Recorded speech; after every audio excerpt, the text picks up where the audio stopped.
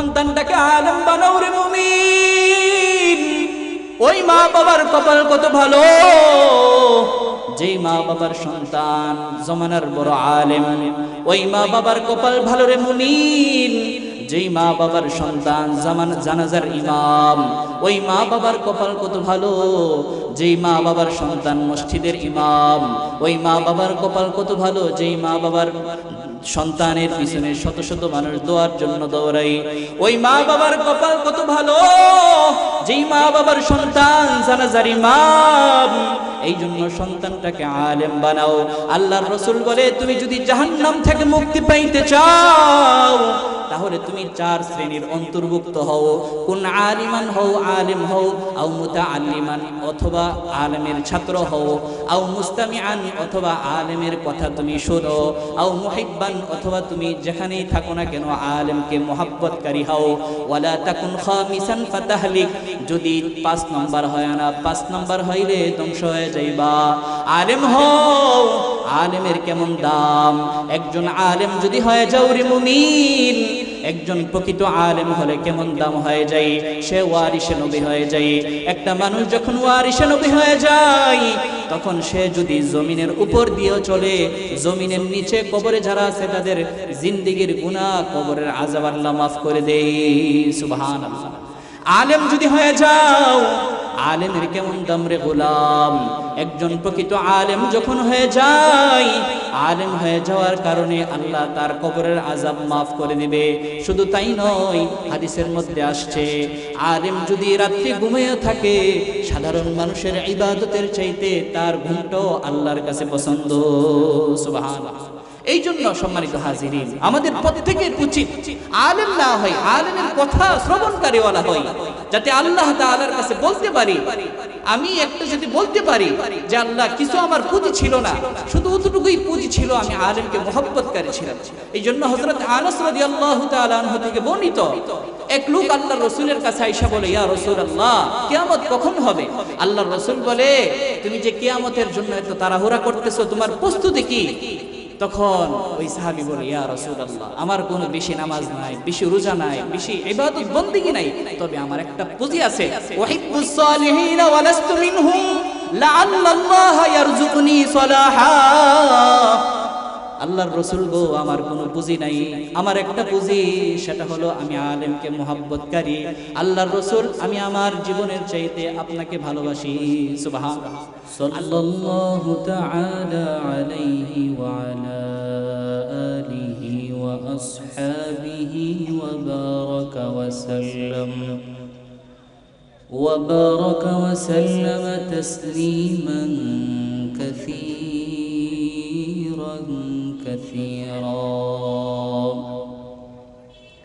الذي أرسله الله تعالى بالحق بشيرا ونذيرا وداعيا إلى الله بإذنه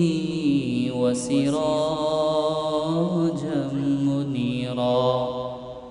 أما بعد فأعوذ بالله من الشيطان الرجيم. بسم الله الرحمن الرحيم. إنما يخشى الله من عباده العلماء. وقال النبي صلى الله عليه وسلم: يشفع يوم القيامة الأنبياء ثم الشهداء ثم العلماء. وقال النبي صلى الله عليه وسلم: خيركم من تعلم القرآن وعلمه، أو كما قال عليه الصلاة والسلام. صدق الله مولانا العظيم، وصدق رسوله النبي الكريم، ونحن على ذلك لمن الشاهدين والشاكرين، والحمد لله رب العالمين. شكر محبة درود إبراهيم بوري. اللهم صل على محمد وعلى آل محمد كما صليت على إبراهيم وعلى آل إبراهيم إنك حميد مجيد اللهم بارك على محمد وعلى آل محمد كما باركت على إبراهيم وعلى آل إبراهيم إنك حميد مجيد شكر محبت پر لا إله إلا الله لا إله إلا الله لا إله إلا الله لا إله तेरे सिवा महबूब हकीकी कोई नहीं है कोई नहीं तेरे सिवा माशूक हकीकी कोई नहीं है कोई नहीं तेरे सिवा मक़सूद हकीकी कोई नहीं है कोई नहीं सब खुशियों को आग लगा दो गम से तेरे दिल शाद रहे तुझ पर सब खर पारे लुटा दो खाने दिल आबाद रहे अब तो रहे बस दादम आखिर विर्द जुबा ऐ मेरे इला ला इलाहा इल्लल्लाह ला इलाहा इल्लल्लाह ला इलाहा इल्लल्लाह ला इलाहा नफ्स व शैतान दोनों ने मिलकर नफ्स व शैतान दोनों ने मिलकर हाय किया है मुझको तबाह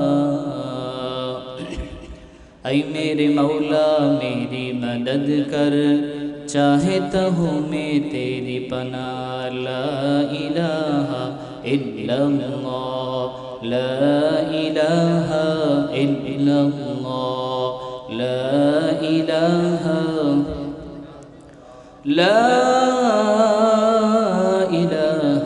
इल्लल्लाह मुहम्मदुर रसूलुल्लाह सल्लल्लाहु अलैहि वसल्लम बलगल उला बिकमालिही कशफत दुजा बिजमालिही हसनत जमीउ खिसालिही सल्लु अलैहि व आलिही मेरे जनाजे बिरोने वालों फिरेब में हो बहूर देखो मरा नहीं हो गमे नबी में लिबास हस्ती बदल गया है बलगल उला बिकमालिही कशफत दुजा बिजमालिही हसनत जमीउ खिसालिही सल्लु अलैहि व आलिही अल्लाहुम्म सल्लि व सल्लिम दाइमन अबदा अला खैरिल खल्क़ि कुल्लिहिम اللهم رب السماوات وما أزلل ورب الأرضين وما أقلل ورب الشياطين وما أضلل إني أسألك خير هذه القرية وخير ما فيها وخير أهلها وأعوذ بك من شرها وشر ما فيها وشر أهلها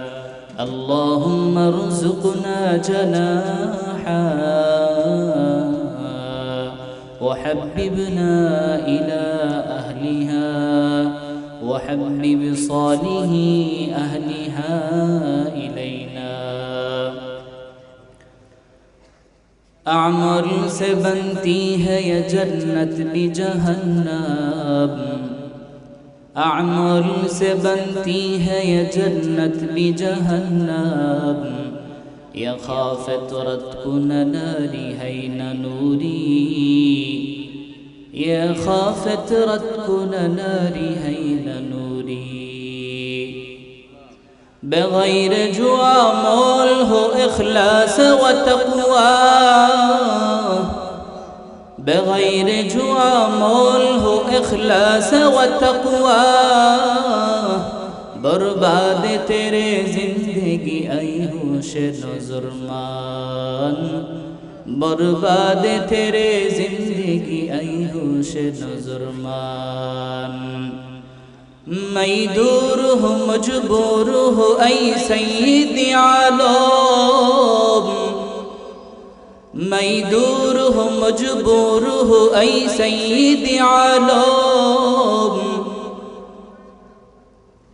دیکھتا ہوں جدر چاہتا کہ افرح مکرم دیکھتا ہوں جدر چاہتا کہ افرح مکرم میں صورت یوسف کو نہیں چاہنے والا میں کیسے کہ مانند نہیں عاشق لیلا میں کیسے کہ مانند نہیں عاشق لیلا میں عاشق مولا ہوں میرا عشق دیوانہ یہ جملہ جہاں جس کے تجلی سے اجالا یہ جملہ جہاں جس کے تجلی سے اجالا الحمدللہ আল্লাহ রাব্বুল আলামিনের কাছে অসংখ্য গণিত শুকর যে মহান রব্বুল আলামিন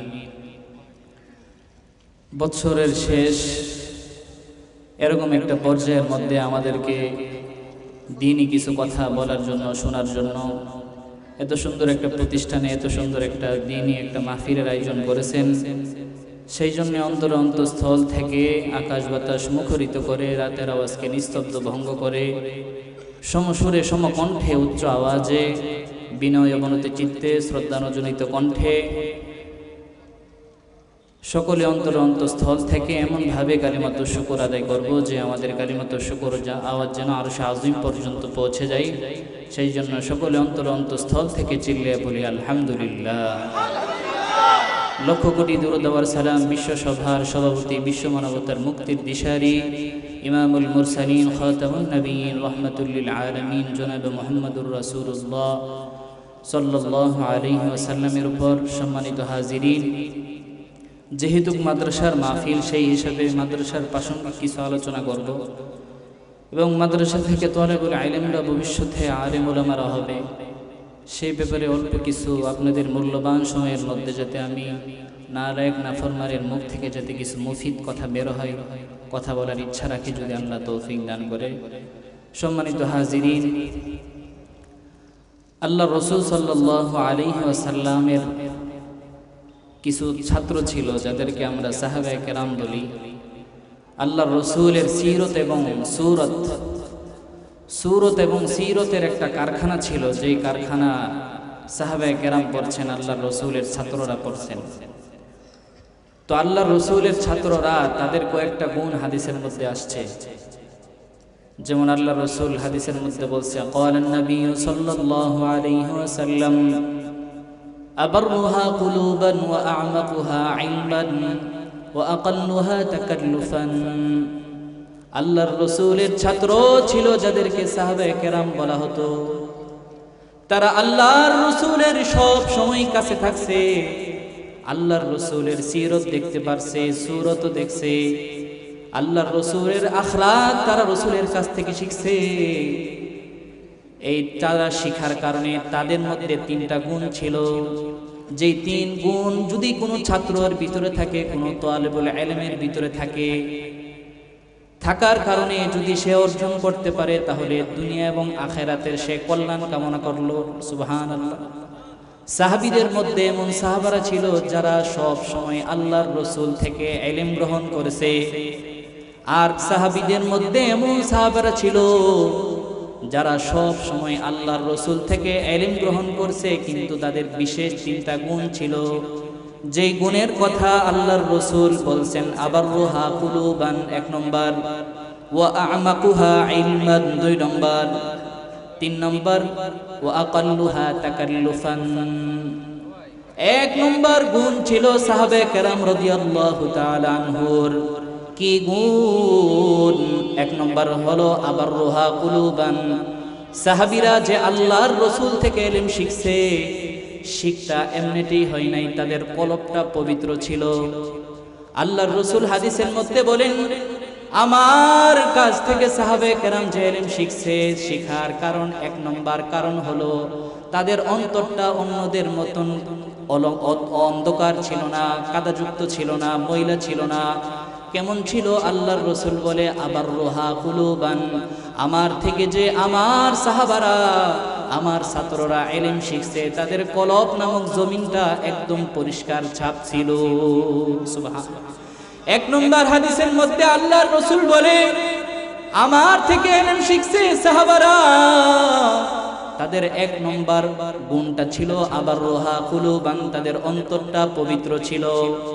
কারো অন্তর যদি পবিত্র হয়ে যায় তাহলে সে ভালো হয়ে যায়। যেমন আল্লাহর রাসূল অন্যত্র বলেন, ক্বালান নবী সাল্লাল্লাহু আলাইহি ওয়াসাল্লাম, আলা ইন্না ফিল জাসাদি লামুদগা ইযা সালুহাত সালুহাল জাসাদু কুল্লু ওয়া ইযা ফাসাদাত ফাসাদাল জাসাদু কুল্লু আলা ওয়া হিয়াল কলব। আল্লাহর রাসূল বলে, এরে উম্মতের দল, তোমাদের শরীরের মধ্যে এমন একটা গোশতের টুকরা আছে, যদি এই গোশতের টুকরা ভালো থাকে তাহলে সারাটা শরীর ভালো হয়ে যায়। আর যদি একটা গোশতের টুকরা যদি খারাপ হয়ে যায় তাহলে তোমার সারা শরীর খারাপ হয়ে যায়। সেটা কি জানো? সেটা হলো আলা ওয়াহিয়াল কলব, সেটা হলো তোমার কলব। কারণ কলব যদি পরিষ্কার হয়ে যায় তাহলে ওই মানুষটা যদিও কালো হয়ে সে আল্লাহর কাছে অনেক দামি হয়ে যায়। সুবহানাল্লাহ। বেলাল অনেক কালো ছিল, বেলাল অনেক কালো, কিন্তু বেলালের কলব নামক জমিন অনেক সাদা, বেলালের কলব অনেক পরিষ্কার, এই জন্য বেলাল আল্লাহর কাছে অনেক ভালো। সাহাবায়ে কেরামের 1 নম্বর গুণ ছিল তারা যে আল্লাহর রাসূলের ছাত্র। কি থেকে তারা ইলম গ্রহণ করেছে? আল্লাহর রাসূলের সিরত দেখে, সুরত দেখে। আল্লাহর রাসূলের সিরত এবং সুরত পে যে ছাত্ররা ইলম অর্জন করেছে সাহাবায়ে আজমাইন, তাদের 1 নম্বর গুণ ছিল তাদের কলবটা পরিষ্কার ছিল। আমিও যদি তালেবে ইলম হই তাহলে আমার 1 নম্বর করণীয় হলো আমার কলব পরিষ্কার করতে হবে। কারণ কলব যদি পরিষ্কার হয় তাহলে সারা শরীর পরিষ্কার, আর কলব যদি অপরিষ্কার থাকে, ময়লা থাকে, অন্ধকার থাকে, সারা শরীর অন্ধকার। এই জন্য আল্লাহর রাসূল সাল্লাল্লাহু আলাইহি ওয়াসাল্লাম বলেন, তোমরা তোমাদের কলব নামক জমিনের মধ্যে ভালো ভালো জিনিস বপন করো। সুবহানাল্লাহ। কারো যদি কলব নামক জমিনের মধ্যে আল্লাহর মহব্বত লাগায় দেয়, প্রত্যেকটা মানুষের অন্তরের মধ্যে কলব নামক জমিন আছে, কলব নামক জমিনের মধ্যে যদি আল্লাহর মহব্বতের গাছ লাগায় দেয়, গাছ লাগানোর কারণে এই গাছ থেকে ফল বের হয়। সুবহানাল্লাহ। একটা গাছ থেকে যেমন ফল বের হয়, ঠিক তদ্রূপ ভাবে প্রত্যেকের অন্তরের মধ্যে কলব আছে। এই কলব নামক জমিনের মধ্যে যদি কেউ আল্লাহর মহব্বতের গাছ লাগায় দেয়, ওই কলব থেকে, ওই গাছ থেকে ফল বের হয়। ফলটা কি বলে?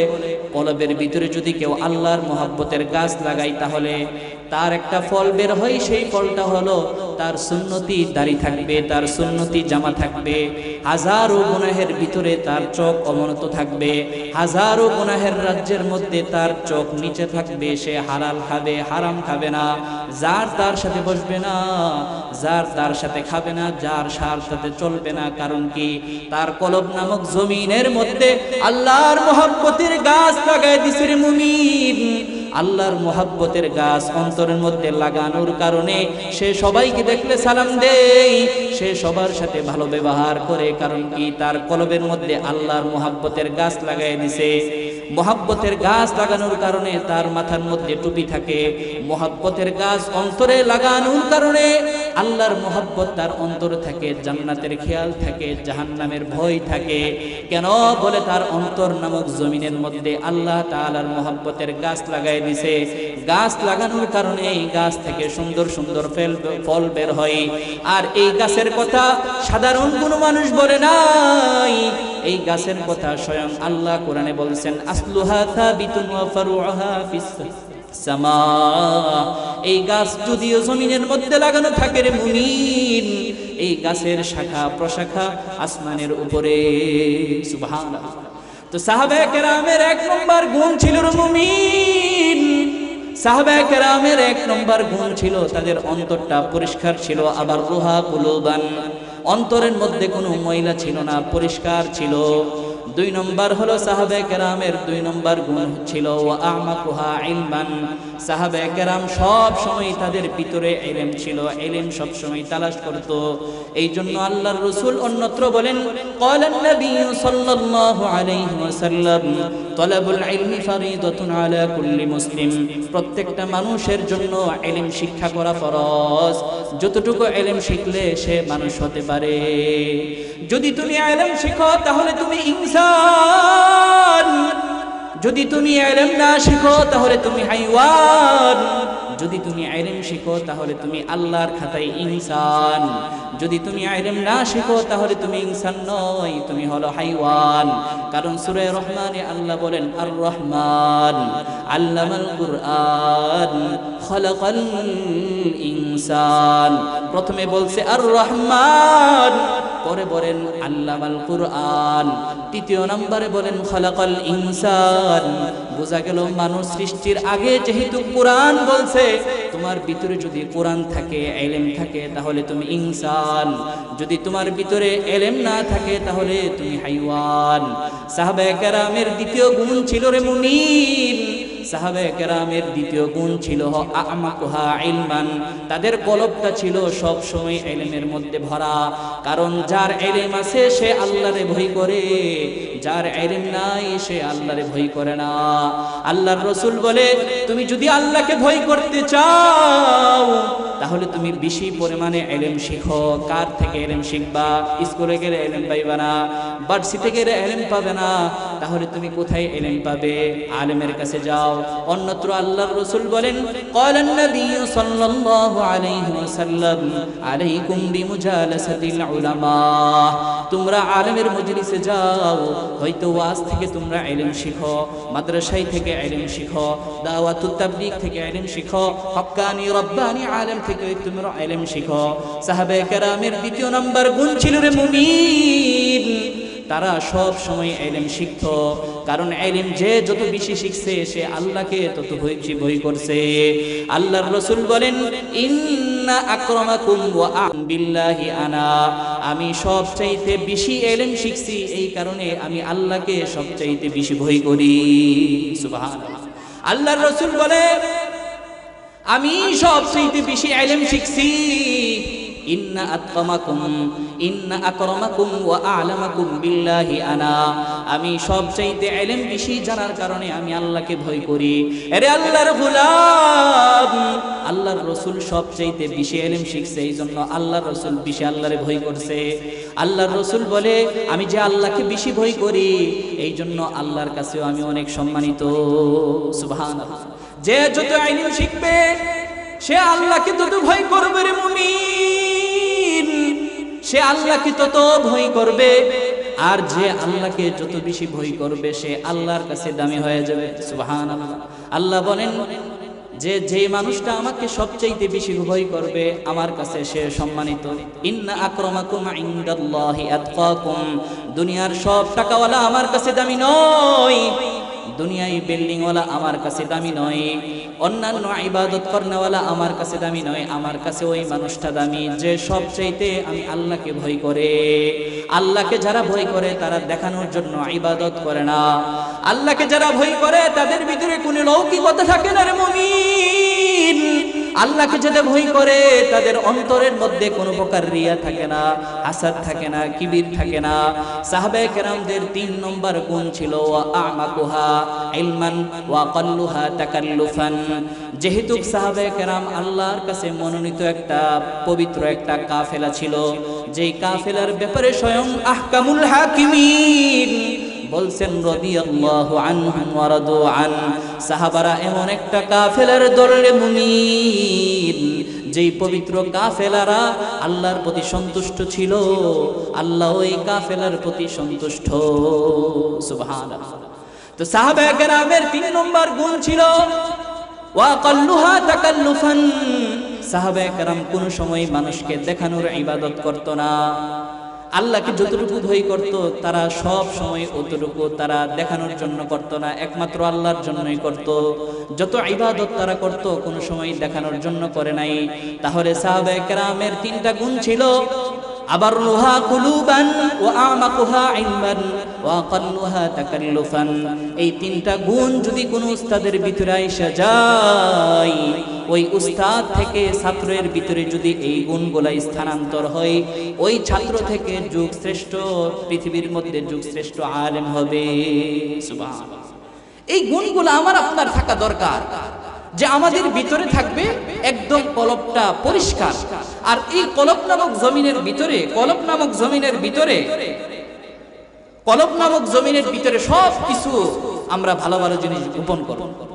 যেমন আল্লাহ রাসূল সাল্লাল্লাহু আলাইহি ওয়াসাল্লাম বলেন, এই তালিবুল ইলম যখন এই 3 গুণে গুণান্বিত হয়ে যখন সে আলেম হয়, তার কত মর্যাদা হয়ে যায়। আল্লাহর রাসূল বলেন, ইন্নাল্লাহা ইয়াবআসুন নাসা ইয়াওমাল কিয়ামাহ সুম্মা ইউমাইয়িজুল উলামা ফায়াকুলু ইয়া মা'শারাল উলামা ইন্নী লাম আযা ইলমি ফীকুম লিউআযযিবাকুম ইযহাবু ক্বাদ গফারতু লাকুম। দুনিয়ার মধ্যে যেমন আলেমের মর্যাদার মুমিন, মরার পরেও আলেমের মর্যাদা, দুনিয়ায় যেমন আলেমের মর্যাদা অনেক বেশি, মরার পরেও আলেমের মর্যাদা। বলে কেমনে? আল্লাহর রাসূল বলেন, ইন্নাল্লাহা ইয়াবআসুন নাসা ইয়াওমাল কিয়ামা, কিয়ামতের দিন সব মানুষকে একত্রিত করা হবে।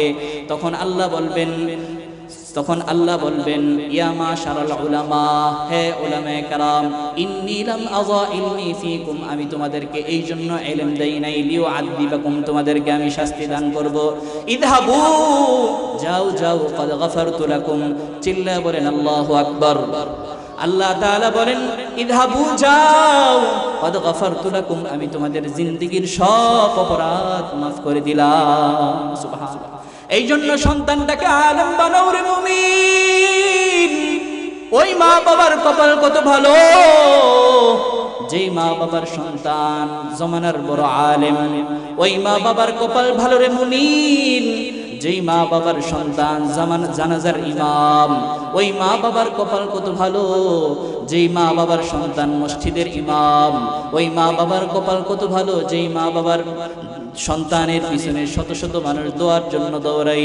ওই মা বাবার কপাল কত ভালো, যেই মা বাবার সন্তান জানাজার ইমাম।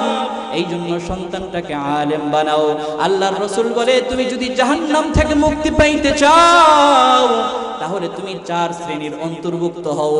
কোন আলিমান হও, আলেম হও, আও মুতাআল্লিমান, অথবা আলেমের ছাত্র হও, আও মুস্তামিআন, অথবা আলেমের কথা তুমি শোনো, আও মুহিব্বান, অথবা তুমি যেখানেই থাকো না কেন আলেমকে মহব্বতকারী হও। ওয়ালা তাকুন খামিসান ফাতাহলিক, যদি 5 নাম্বার হয় না, 5 নাম্বার হইলে ধ্বংস হয়ে যাইবা। আলেম হও, আলেমের কেমন দাম। একজন আলেম যদি হয়ে যাও রে মুমিন, একজন প্রকৃত আলেম হলে কেমন দাম হয়ে যায়, সে ওয়ারিসে নবী হয়ে যায়। একটা মানুষ যখন ওয়ারিসে নবী হয়ে যায়, তখন সে যদি জমিনের উপর দিয়ে চলে, জমিনের নিচে কবরে যারা আছে তাদের জিন্দেগীর গুনাহ, কবরের আযাব আল্লাহ মাফ করে দেয়। সুবহানাল্লাহ। আলেম যদি হয়ে যাও, আলেমের কেমন দাম রে গোলাম। একজন প্রকৃত আলেম যখন হয়ে যায়, আলেম হয়ে যাওয়ার কারণে আল্লাহ তার কবরের আযাব মাফ করে দিবে। শুধু তাই নয়, হাদিসের মধ্যে আসছে, আলেম যদি রাত্রি ঘুমিয়ে থাকে, সাধারণ মানুষের ইবাদতের চাইতে তার ঘুমটাও আল্লাহর কাছে পছন্দ। সুবহানাল্লাহ। এই জন্য সম্মানিত হাজিরিন, আমাদের প্রত্যেকের উচিত আলেম না হয়, আলেমের কথা শ্রবণকারী ওয়ালা হয়, যাতে আল্লাহ তাআলার কাছে বলতে পারি, আমি একটা যদি বলতে পারি যে আল্লাহ কিছু আমার পুঁজি ছিল না, শুধু অতটুকুই পুঁজি ছিল, আমি আলেমকে মহব্বতকারী ছিলাম। এই জন্য হযরত আনাস রাদিয়াল্লাহু তাআলা আনহু থেকে বর্ণিত, এক লোক আল্লাহর রাসূলের কাছে আয়েশা বলে, ইয়া রাসূলুল্লাহ, কিয়ামত কখন হবে? আল্লাহর রাসূল বলে, তুমি যে কিয়ামতের জন্য এত তাড়াহুড়া করতেছো, তোমার প্রস্তুতি কি?